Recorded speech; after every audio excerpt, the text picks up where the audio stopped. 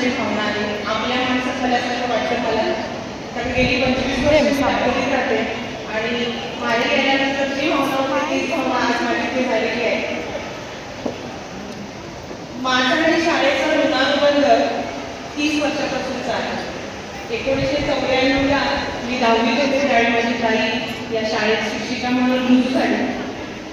त्यामुळं शाळेतील प्रत्येक बदल, शाळेतील प्रत्येक मुलांची जी काही उत्कर्ष आहे तो सगळा मी जवळून बघितलेला आहे. शाळेचा सहवास मला गेली 30 वर्ष लाभलेला आहे. त्यामुळे शाळेचे माझे ऋणानुबंध खूप म्हणजे जुने आहेत. मी 10वीला असल्यापासून म्हणजे विचार करा. मला आठवतंय माझे दोन्ही भाचे तुषार आणि हर्षल यांचं गॅदरिंग पाहायला मी माझ्या आईवडिलांसोबत तिथंच कुठेतरी प्रेक्षकांमध्ये बसलेली असायचे. मुलांचं कौतुक करायला, मुलांचा कार्यक्रम बघायला. आज माझे आईवडील आमच्यासोबत नाही आहेत. ते असते तर अजून मला आनंद झाला असता. मला माझ्या बहिणीच्या दोघांना बघून त्यांना खूप आनंद झाला असता. पण ठीक आहे, जीवन आहे, आयुष्य आहे, हे अशा गोष्टी चालतच राहणार. शाळेचे अध्यक्ष बापू महाराज असतील, रावजी महाराज असतील किंवा आपल्या माझ्या सगळ्यात प्रिय मैत्रिणी पण म्हणते मी त्यांना, मधू मॅडम आहेत, माझी ताई आहे, शाळेच्या सर्व शिक्षिका आहेत. या सगळ्यांनी ही उत्तर मराठी शाळा न ठेवता शाळेला एक संस्कार केंद्र बनवलेलं आहे. मित्र आपण अनेक वेळा बघतो की काही पालक शाळेची चकचकीत इमारत, शाळेमध्ये फाडफाडी इंग्लिश बोलणाऱ्या मॅडम, AC क्लासरूम, CBSEचा सिलेबस, इंग्लिश मीडियम हे बघून शाळेला मुलांना आपल्या पालकांना शाळेत ॲडमिशन देतात. पण इथल्या ज्या शाळेचा जो ठिकाण आहे, तिची गुणवत्ता आहे, ती कुठल्याही इंटरनॅशनल स्कूलला मागे पडलेली आहे. या शाळेने कोल्हापूर जिल्ह्यामध्ये एक दबदबा निर्माण केलेला आहे आणि तो मी नेहमी बघत आलेले आहे. सगळ्यात जवळचं उदाहरण म्हणजे माझे 2 भाचे आहेत, तुषार आणि हर्षल. हे मला माहीत आहे म्हणून अशी कितीतरी शाळेने गुणवत्ताधारक विद्यार्थी दिलेले आहेत समाजाला. त्यामुळं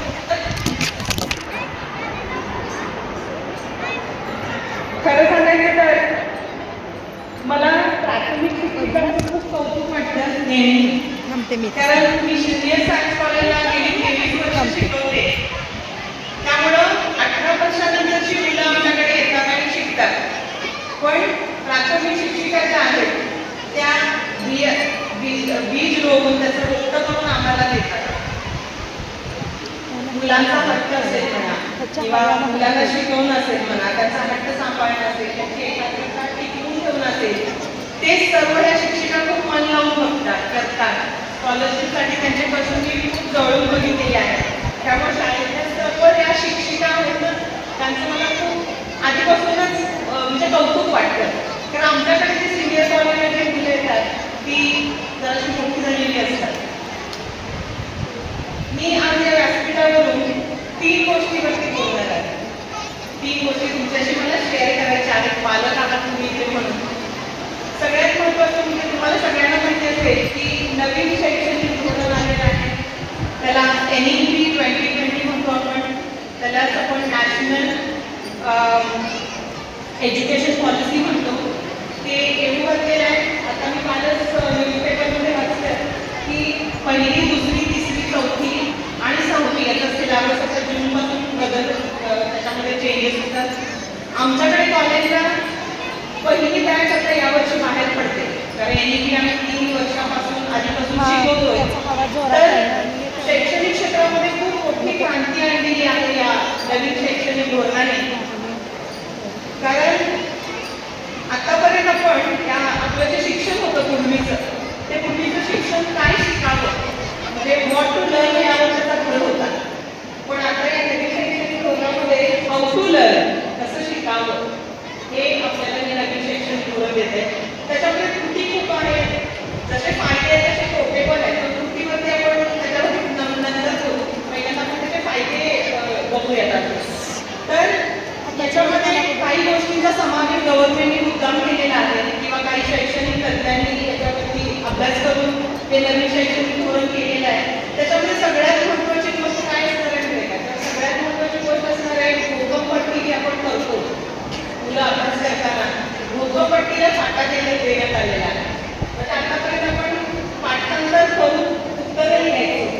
आता नवीन एज्युकेशन पॉलिसीमध्ये तसं नाही. मुलांना समजून घेऊन बेसिक कन्सेप्ट जे असतात, संकल्पना समजून मुलांनी अभ्यास करायचा आहे, ते लक्षात राहतं. त्याच्यामुळं आता कॉलेज असल्यामुळं 10वी 12वी 11वी मुलं आमच्याकडे येतात. आम्ही मुलांचं बेसिक अजिबात म्हणजे अजिबात नसतं. म्हणजे मला मी जुलॉजी शिकवते, मुलांना मी विचारलं तरी बाबा खिडकी कुठं आहे, लंग्स कुठे आहे, त्यांना जागा सुद्धा दाखवता येत नाही, अशी स्थिती आहे 11वी 12वीची. फक्त आपण मुलांना परीक्षेसाठी तयार करतोय. मेंदूपर्यंत त्या गोष्टी मेंदूपर्यंत त्यांच्या जात नाही. आज परीक्षा झाली की उद्या 2 दिवसांनी काय आपण वाचलं ते मुलांना सांगता येत नाही. माझा नेहमीचा भर तोच राहतो. मी शिकवताना पहिले 8 दिवस फक्त बेसिक कन्सेप्ट घेते आणि मग पुढे शिकवायला चालू करते. कारण भोकंपट्टी करून काही उपयोग हे आपल्याला पण माहिती आहे. सगळ्यात महत्त्वाचा दुसरा एक पॉईंट आहे या नवीन शैक्षणिक धोरणामध्ये, तो म्हणजे कौशल्य विकासाला महत्त्व देण्यात आलेलं आहे. आता काही मुलं असतात बघा, काहींना पेंटिंग चांगलं येतं, काही म्युझिकमध्ये असतात, काही डान्समध्ये असतात, कुणाला बागकाम येत असतं, प्लंबिंग येत असतं.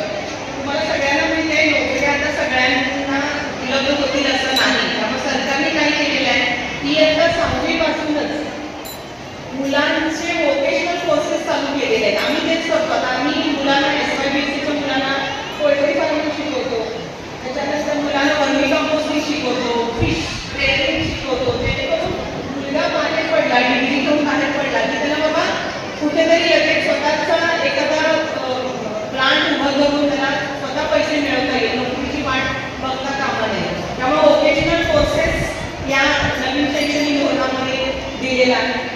तिसरा सगळ्यात महत्त्वाचा पॉईंट नवीन शैक्षणिक धोरणामध्ये आहे तो म्हणजे मातृभाषेवरती शिक्षणावरती भर दिलेला आहे.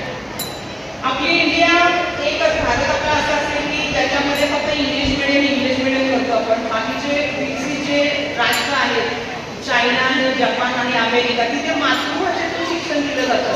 नवीन शैक्षणिक धोरणामध्ये मातृभाषेतून शिक्षणावरती भर दिलेला आहे. हे आपण सगळ्यांनी समजून घेतलं पाहिजे. साधी गोष्ट आहे ना.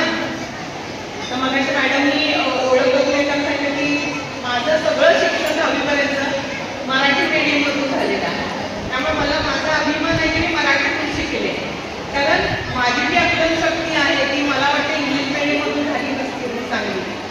त्यामुळं बेचे पाडे असतील म्हणा, बेचे विचार, त्याला एक लय आहे ते लक्षात राहतं. इंग्लिश मीडियमच्या मुलांना हे लक्षात राहायला अवघड जातं. त्यामुळं मातृभाषेतून शिक्षणाला महत्त्व दिलेलं आहे किंवा मातृभाषेतून शिक्षण आणलेलं आहे नवीन शैक्षणिक धोरणामध्ये. सगळ्यात महत्त्वाचा चौथा पॉईंट आहे तो म्हणजे नवीन शैक्षणिक धोरणामध्ये पालकांचा सहभाग असणार आहे. म्हणजे शिक्षक, विद्यार्थी आणि पालकांनी सुद्धा या नवीन शैक्षणिक धोरणामध्ये भाग घ्यायचा आहे. मुलांच्या सोबत आपण पण शिकणार आहोत किंवा आपला पण सहभाग ठेवायचा याच्यामध्ये. हे सगळ्यात चांगली गोष्ट केलेली आहे. आणि आपण पदवीधर फक्त मुलांना बनवायचं नाही, मुलांना आपण कॅपेबल बनवायचं आहे. मुलांना त्या शर्यतीमध्ये ते राहायचं असेल तर. दुसऱ्या एका पॉईंटवरती मला बोलायचं आहे आणि मला तो मुद्दा महत्त्वाचा वाटतो तो म्हणजे मुलांचे करिअर. आता मी सायन्स बॅकग्राऊंडमधून आलेले, सायन्स शिकवते. त्यामुळं आजकाल एक ट्रेंड आहे की एक तर मुलाला डॉक्टर बनवायचं किंवा इंजिनियर बनवायचं. आयदर नीटची तयारी किंवा जेईची तयारी. पण नीट आणि जेई सोपं नाही आहे. आपण आपल्या मुलाचा रस कशात आहे, मुलाचा कल कशात आहे हे बघत नाही. मुलगा हुशार असेल तर डॉक्टर, थोडंसं कमी असेल तर त्याला इंजिनियर बनवा. हे असं ट्रेंड आलेलं आहे. तो ट्रेंड कुठेतरी थांबला पाहिजे. कारण इंजिनियर आणि डॉक्टर म्हणजे करिअर नाही हे सगळ्या पालकांनी समजून घ्या आतापासूनच. कारण बापूला माहिती असेल की आपला जो ब्रेन आहे ना, मेंदू, मुलांचा मेंदू तो 2 प्रकारचा असतो. काही मुलांना गणित चांगलं समजत असतं आणि काही मुलांना बायोलॉजी चांगलं समजत असतं. एकच मेंदू काम करत असतो. त्यामुळे तुमच्या मुलाला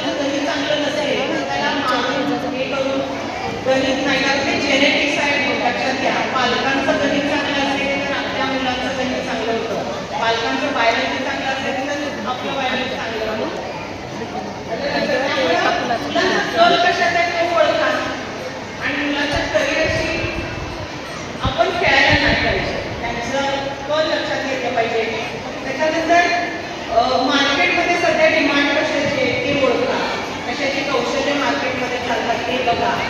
सगळ्यात महत्त्वाचं अजून एका गोष्टीवरती मला द्यायचं आहे ते म्हणजे मेडिकल म्हणजे डॉक्टर हे समीकरण आता बदललेलं आहे. जो कोविड येऊन गेला, कोरोनापासून पॅरामेडिकल कोर्सेस आलेले आहेत. पॅरामेडिकल कोर्सेस म्हणजे डॉक्टरच्या पॅरलल लाईन तिथे DMLT, असे काही कोर्सेस आहेत आणि त्याच्यामध्ये पण चांगले पॅकेजेस मिळतात, मुलांना सन्मानाने जगता येतं. त्यामुळे ते कोर्सेस पण तुमच्या मुलाला शिकवा. हॉटेल मॅनेजमेंट आहे, त्याच्यानंतर MSW म्हणतो आपण त्याला, सोशल वर्क आहे, कितीतरी आता सध्याकडे AI आहे. AI म्हणजे आर्टिफिशियल इंटेलिजन्स, त्याला पण किती करिअर आहे पुढं. त्यामुळे ते आमचं वारच होणार करिअर मुलांच्याकडे करिअरकडे लक्ष द्या.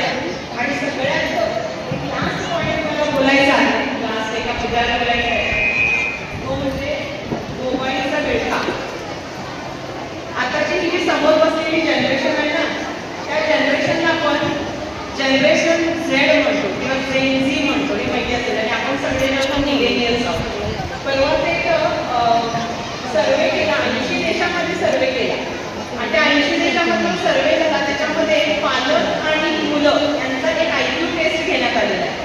आणि मला सांगायला आनंद नाही वाटत, मला सांगायला दुःख होतं की त्या IQ टेस्टमध्ये आपण पालक सरस ठरलेलो आहोत आणि आपली जी मुलं आहेत ना, ती आत्ताच्या जनरेशनची ती खाली आलेली आहे, त्याचा IQ लेवल कमी आलेला आहे.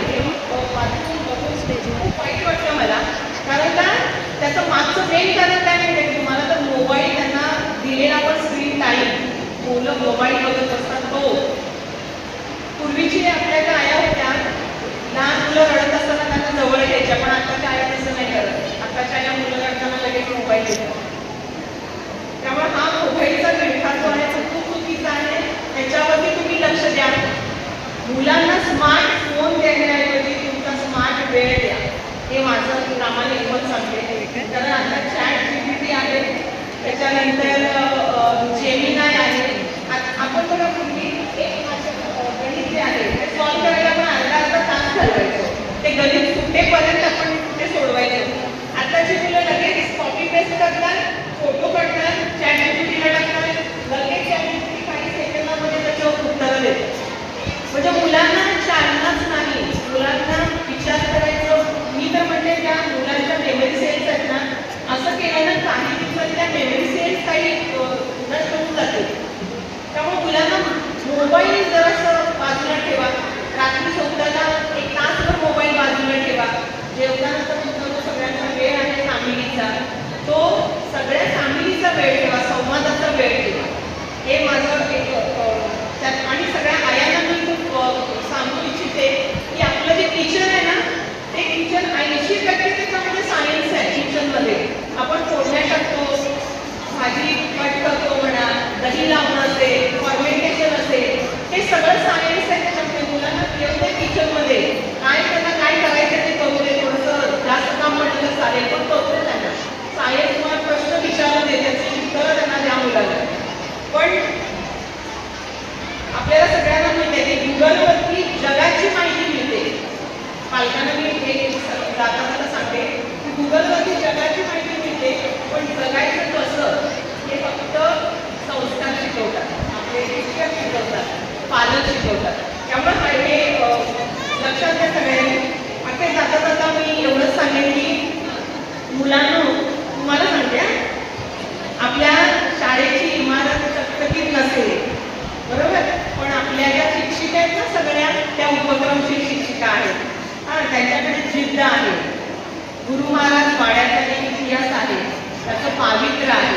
ते पावित्र्य तुमच्या यशाने उजळून टाका. खूप चांगले एक नागरिक बना पुढं. तसंच पालकांना पण एक सांगू इच्छिते की मुलांच्या यशाच्या शर्यतीमध्ये त्यांना एकटं कधीच सोडू नका. त्यांना संस्कार द्या, वेळ द्या आणि सगळ्यात महत्त्वाचं म्हणजे त्यांना तुमचा वेळ द्या.